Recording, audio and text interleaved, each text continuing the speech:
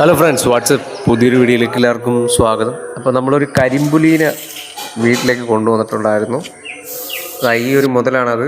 Shadow എന്നാണ് ഇതിന് നമ്മൾ പേരിട്ടേക്കുന്നത്. പിന്നെ നമ്മുടെ ലോഫ്റ്റിലെ വിശേഷങ്ങൾ എന്ന് പറയുന്നത്, നമ്മുടെ ഒരു പ്രാവ് മിസ്സിങ് ആണ്.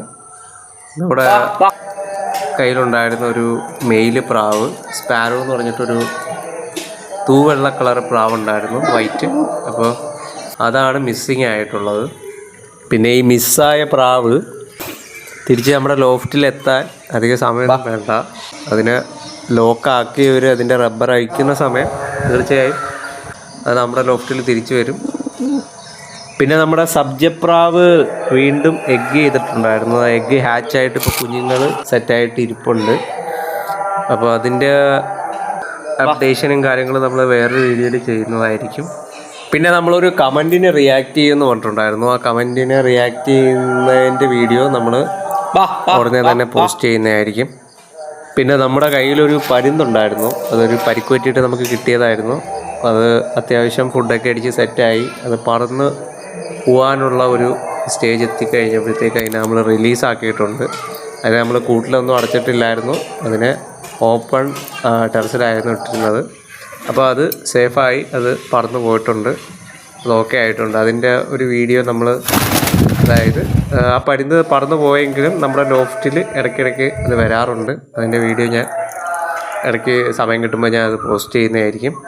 നമ്മൾ വീഡിയോസ് ഇപ്പോൾ കൂടുതൽ ഇടാതിരിക്കുന്നതിൻ്റെ കാരണമെന്ന് പറഞ്ഞാൽ, നമ്മൾ പറഞ്ഞിട്ടുണ്ടായിരുന്നു കണ്ടൻറ്റ് ചേഞ്ച് ആവുന്നൊരു മൊമെൻ്റ് എന്ന് നമ്മൾ പറഞ്ഞിട്ടുണ്ടായിരുന്നു. അപ്പോൾ അതിൻ്റെയൊക്കെ കുറച്ച് കാര്യങ്ങളുമായിട്ട് മുന്നോട്ട് പോകുന്നത് കൊണ്ടാണ് നമ്മളിപ്പോൾ പെറ്റ്സിൻ്റെ വീഡിയോസ് പരമാവധി കുറച്ച് നമ്മളതൊരു ഷോർട്സ് ആയിട്ട് ഇടുന്നത്. നമ്മളൊരു ക്യാറ്റിനെ വീട്ടിലേക്ക് കൊണ്ടുവന്നതിൻ്റെ മെയിൻ റീസൺ എന്ന് പറഞ്ഞു കഴിഞ്ഞാൽ വീട്ടിലുള്ളവരുടെ സേഫ്റ്റിയാണ് ഒന്നാമത്തെ കാര്യം.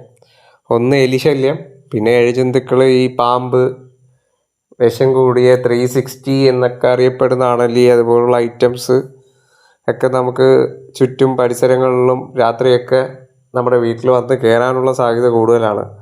അപ്പോൾ ഇതുപോലൊരു ഐറ്റത്തിനെ നമ്മൾ വളർത്തുകയാണെങ്കിൽ കുറച്ചൊക്കെ നമുക്ക് ഇഴജന്തുക്കൾ നമ്മുടെ വീട്ടിൽ വരുന്നതിനെതിരെ നമുക്ക് ചെക്ക് വെക്കാൻ പറ്റും, അതായത് ബ്ലോക്ക് ചെയ്യാൻ പറ്റും അവരെ.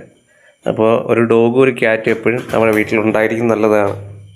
ഇനി കുറച്ച് റിസ്കി ആയിട്ടുള്ള കണ്ടൻറ്റുകളാണ് നമ്മുടെ ചാനലിൽ നമ്മൾ ഉൾപ്പെടുത്തുന്നത്. അതിന് നിങ്ങൾക്ക് വരുന്ന വീഡിയോസിൽ നിങ്ങൾക്കത് മനസ്സിലാവും. അത് സസ്പെൻസ് ആയിട്ട് തന്നെ ഇരിക്കട്ടെ. അപ്പോൾ പുതിയൊരു വീഡിയോ ആയിട്ട് വീണ്ടും കാണാം.